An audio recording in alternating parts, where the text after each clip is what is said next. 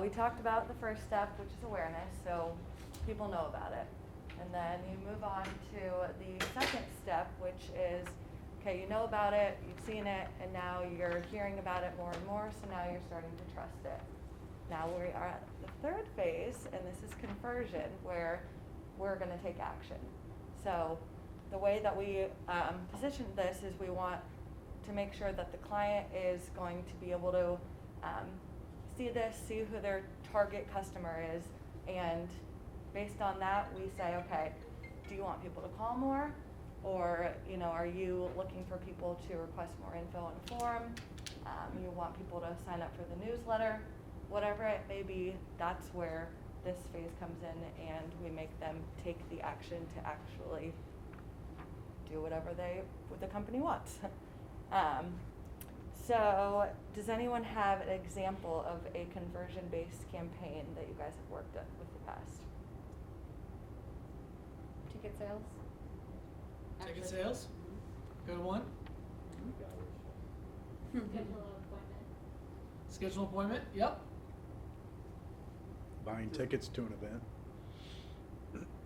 Tickets to an event. I was gonna say, does the great golf cart play into that? Heck yeah. There you go. We're slinging golf carts all over the state. Especially if Conversion, it's a baby. great Sales. Would driving somebody to a website where they have to fill in an email address? Yeah, form lead. Yeah. Yeah. One of the most popular is a form fill. People trying to garner information about a person. They capture their phone number, they capture their email address. Great examples. So yeah, that's really just what I've got. It's just taking it to the next step after the first two.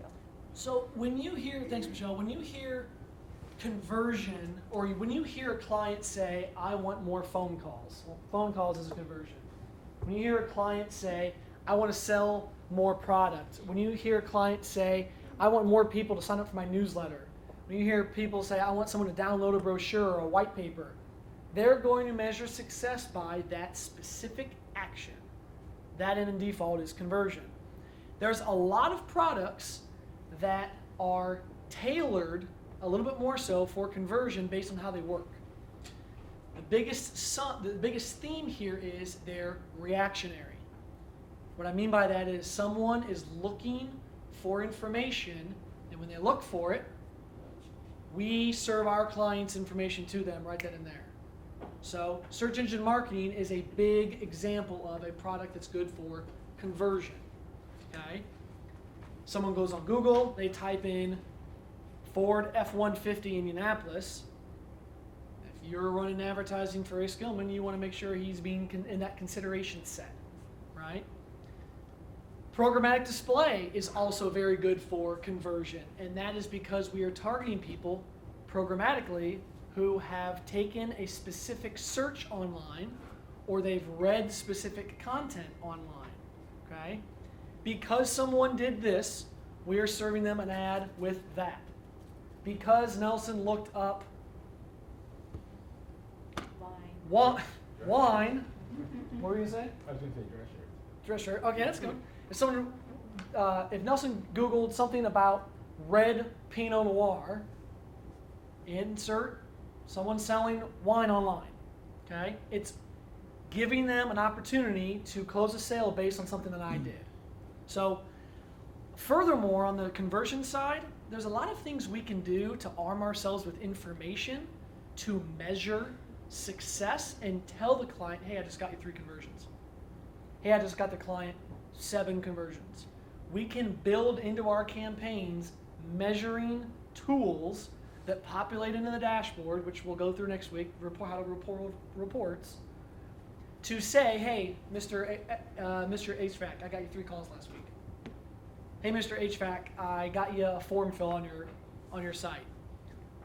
Or going back to consideration, hey, Mr. Business Owner, 5 people just signed up for your newsletter, and I got them from social media for you. We can measure those things and set them up in that manner. So conversion is really good. Is that an extra cost or anything, based on that, or Nope. that's still part of the package that in setting up originally? There's no extra cost to that. The key to conversion campaigns is setting expectations. what's success for the client based on the spend? Yep. Are they expecting 100 conversions? Are they expecting 4? Right? Setting expectations is a big deal for any client, but especially for people that's going to measure success by a specific action. And we can help you break down what's realistic based on budget and or how many conversions they get on average now versus how much they want to grow to. We can help walk the client through that kind of through that matrix. Can I ask you this, and tell me if it's the wrong time, but I know we have the ability to work with somebody. How many do you guys get on a monthly basis from your site right now? Well, I don't know. Do you not track your leads? Well, we do. How many come from your website?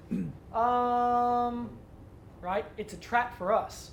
If they expect us to start delivering tons of leads via their site, and they may or may not getting any right now, that's a function of a bad site, not something that we might do incorrectly.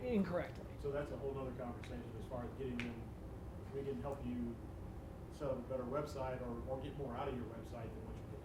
We can have that That's a whole other conversation. thing. It's about expectations for clients. Right, okay. In my opinion, the single hardest thing that we have to do as marketers is manage expectations of clients. I think that's the single hardest thing we have to do. So I Would you have agree? a quick story about, I'll try to keep it quick, urology of Indiana.